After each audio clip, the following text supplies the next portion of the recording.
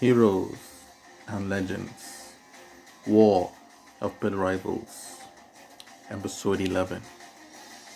With the death of Justin, the mantle of Grand General went to Samsara, who was the most powerful barber of all the universe. Him and his companion, who was also the fleet commander of the Androscan army, Solus, returned to the war and the fields of battle, along with Dinka and Fash, who were once insured, now turned in Josica officers and very close to Samsara. Samsara, now Grand General, listed his three friends to join the war. For Samsara, he ordered them to hold back the forces of the people Isian and Pinta, who rallied after the death of Jolston, rallying to race to take the main territories of Androsica. For Samsara, he set out on a secret mission, a personal mission. He vowed that he will destroy the Albino, one of the key allies of the Builder.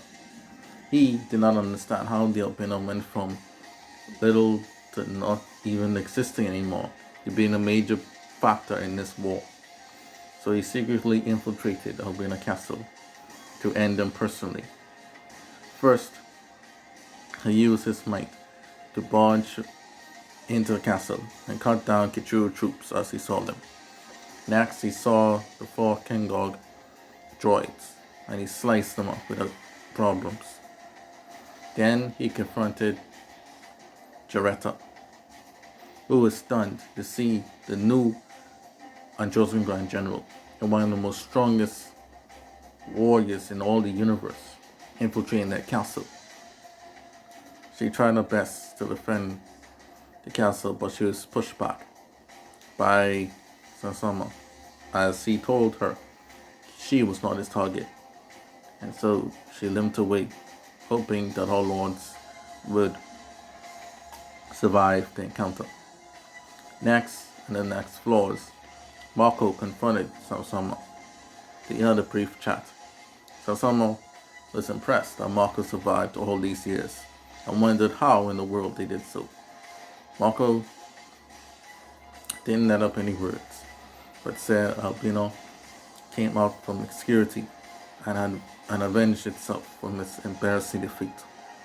So someone realized then that the only defeat Albino had before they risen to Builder was at the hands of the Closet Troop, which both the Closet Troop and Albino met their end at the same battle.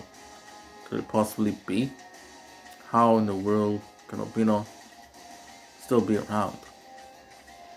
After Samsara and Marco fought, Samsara managed to kill Marco and put this bodyguard of Albino down for good.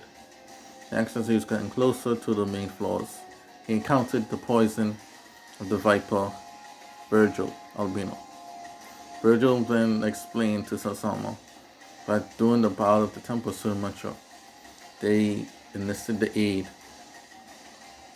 of Hakari herself, and together they had the vengeance against the Closet Troop, ending the Closet Troop and pinning it on the Sumatrans. Was a brilliant move. Samsara was speechless. He couldn't believe it. He then knew that the Builder's interest in Kichuru was to resurrect the Albino and reestablish Kichuru as a strong military power. He knew that this move to the castle was right. Samsara used his might to overcome the Viper and his dagger. However, he was cut several times, and as Virgil died, he laughed and said he had poisoned Samsara. Samsara knew this, that the time was running out for him. So he gave orders to set the castle aflame. As the castle burned around him, he vowed that if he was to fall here, he would take down the Albino once and for all and give a crushing blow to the Builder in order to aid the Androsian forces.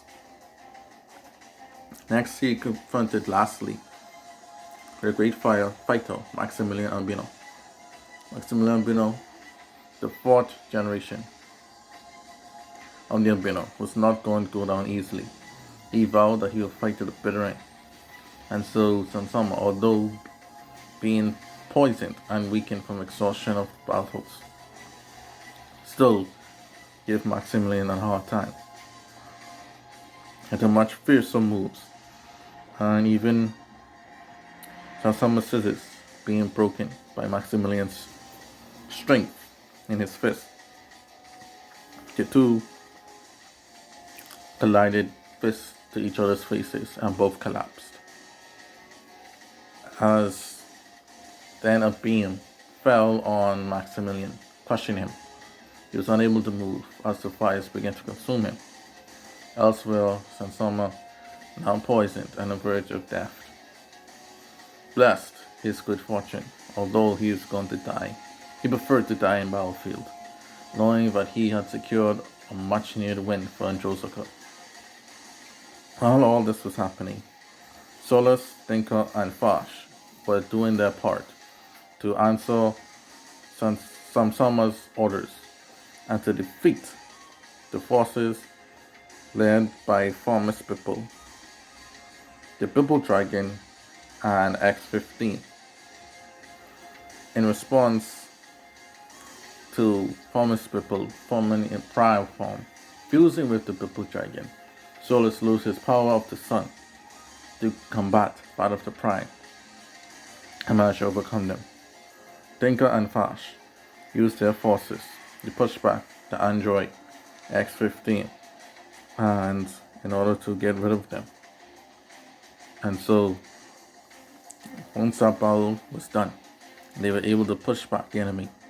Shocking news had arrived to Dinka and Fash that Samsara had died on Albina Castle. Solus, full of rage, was going up to the sun to scorch every builder on he could find. But before he could do so, Ara appeared from a distance and looked at him. The two of them locked eyes, and Ara looked down and closed his eyes and shook his head, signaling to Solus that Samsara died the way he wanted to. And so Solus could only do was go on his knees and weep bitterly, for he lost his friend. Yet again, another Grand General of Androsaka, and one of the key figures of Androsaka, had died in this war. How much more will have to die before this war reaches its conclusion?